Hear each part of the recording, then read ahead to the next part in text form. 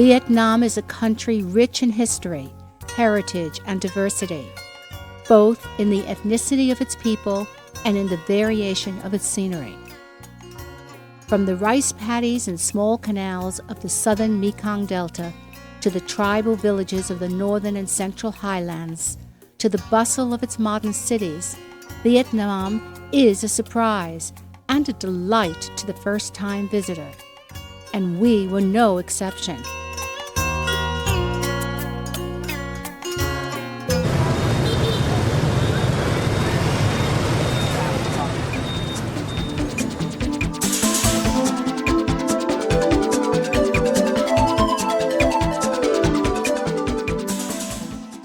Officially, the name is Ho Chi Minh City, but locals still refer to it as Saigon.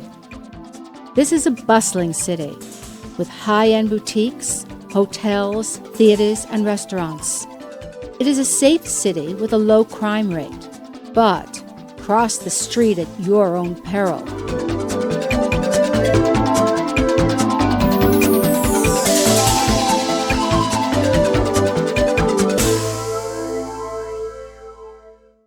With a population of more than 8 million people, it is the business center of the country, accounting for more than 30% of Vietnam's gross national product. Intel invested about $1 billion to build a factory in the city, and there are more than 300,000 high-tech electronic, construction, and processing businesses located in Saigon. The country's stock exchange is also located here. Although there are dozens of supermarkets in the city, most Saigon residents prefer to shop at one of the many local markets, which provide fresh produce and meat on a daily basis, in a very clean environment.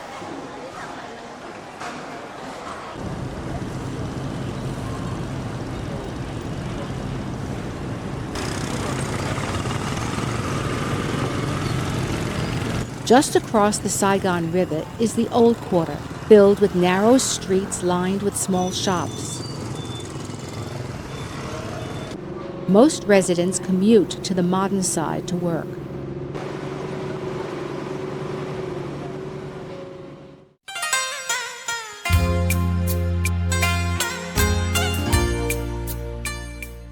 It's early in the morning in Tai Dan Park, where local Saigon residents gather for morning exercise.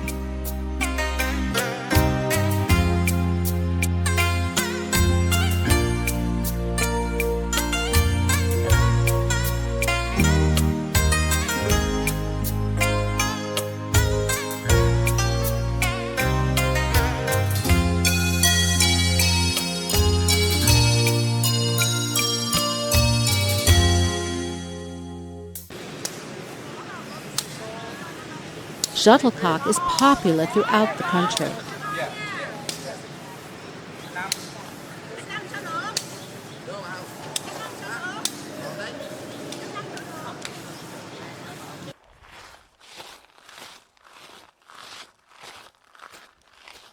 Cu Chi is just 40 miles from Saigon and is home to the network of tunnels that became famous for being used as a hideout for surprise attacks against American troops during the Vietnam War.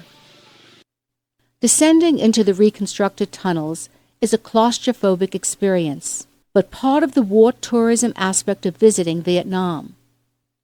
Bunkers, hospitals, kitchens, and primitive living quarters were constructed for the thousands that lived there during the war. It was originally built in the 1940s, during the war against the French, but was expanded over the years to encompass a spiderweb of multi-layered tunnels stretching almost 120 miles.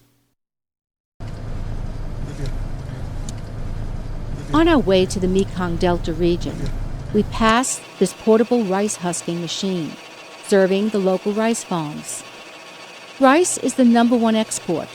In fact, Vietnam is second to Thailand as the largest exporter of rice in the world. Most is grown on small rural farms, providing wonderful photographic opportunities.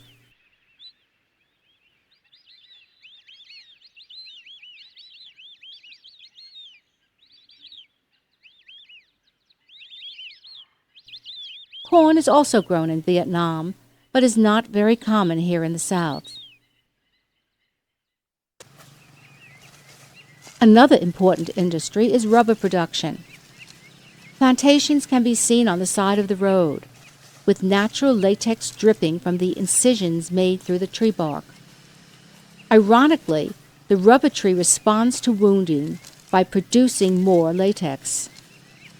The British gathered rubber tree seeds from Brazil in the 1870s and brought the crop to Malaysia. Cultivation soon spread throughout Southeast Asia.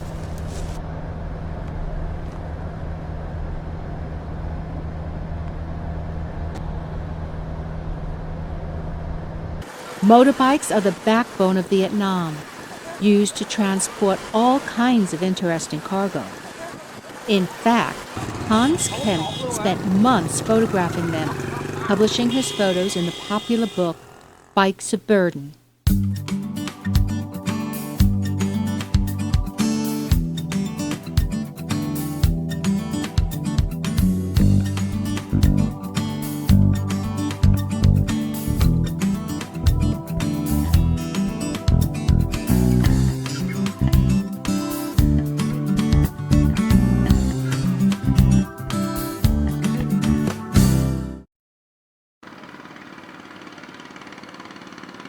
At 3,000 miles, the Mekong River is the 11th longest river in the world, winding its way down from the Tibetan Mountains through Southeast Asia to the South China Sea.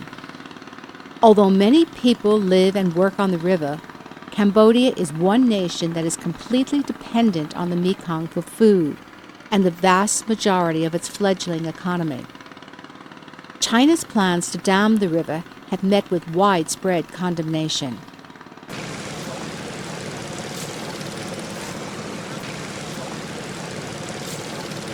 We are in Chau Doc, on the Cambodian border, where hundreds of floating fish farms populate this part of the river. An entire houseboat community lives here, complete with most of the normal services.